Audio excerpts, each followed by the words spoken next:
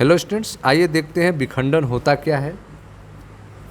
ध्यान से समझिएगा। विखंडन प्राकृतिक रेडियो एक्टिव क्षयों, जो नेचुरल रेडियो एक्टिव क्षय होते हैं, इसके अलावा प्राकृतिक रेडियो एक्टिव क्षय के अलावा नाभिकों पर अन्य नाभिकीय कणों जैसे कि प्रोटॉन, न्यूट्रॉन, अल्फा कण आदि के प्रकार से होने वाली नाभिकीय प्रक्रियाओं पर ध्यान देने की नई संभावनाएं बनती हैं।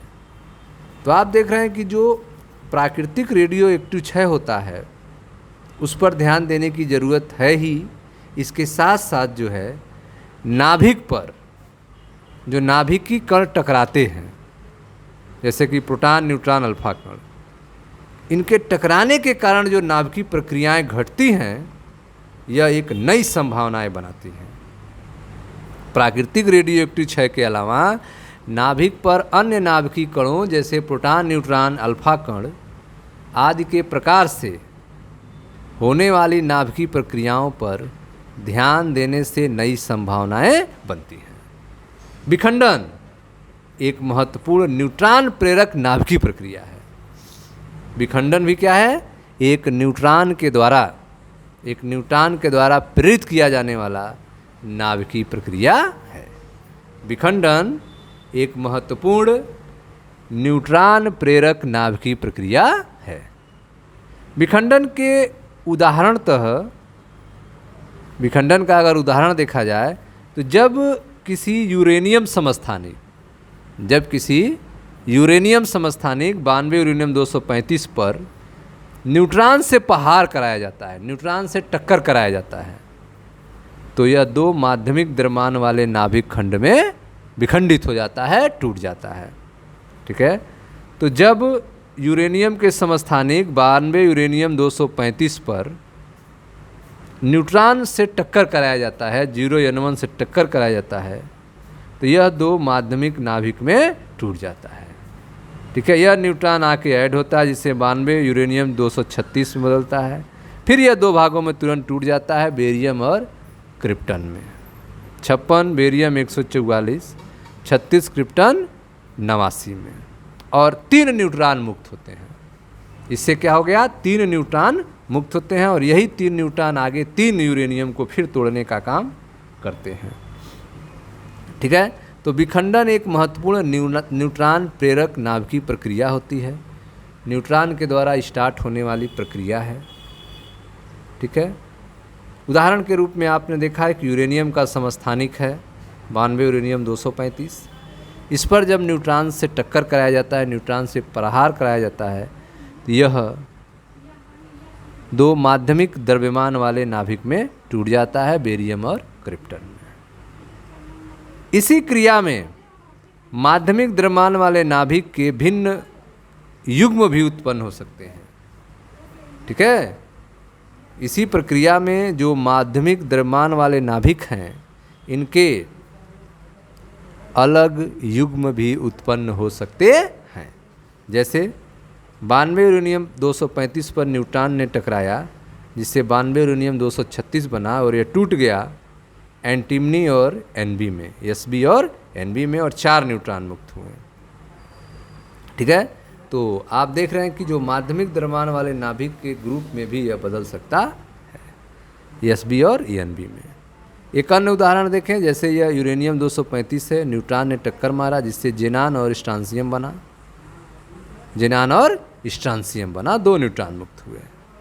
तो यह जो उदाहरण आप देख रहे हैं सारी घटनाएं जो हैं न्यूट्रॉन प्रेरक नाभिकीय प्रक्रिया है जो विखंडन की घटना को प्रदर्शित करती है।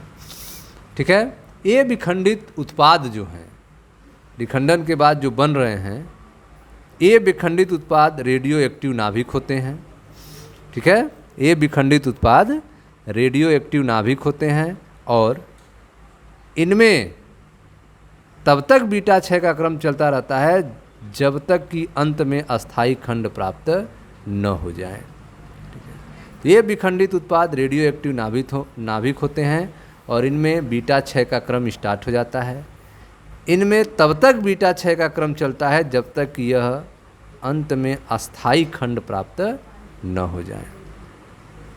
यूरेनियम जैसे नाभिक के विखंडन अभिक्रिया में, यूरेनियम जैसे नाभिक के विखंडन अभिक्रिया में जो निर्मुक्त ऊर्जा अर्थात Q का मान जो है प्रति विखंडित नाभिक 200 मिलियन इलेक्ट्रॉन वोल्ट कोट की होती है।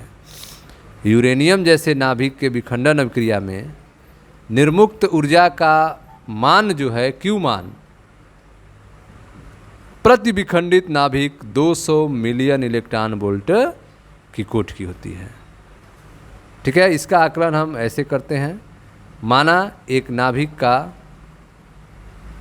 द्रव्यमान संख्या A बराबर 240 है और यह A बराबर 120 के दो खंडों में विखंडित हो जाता है।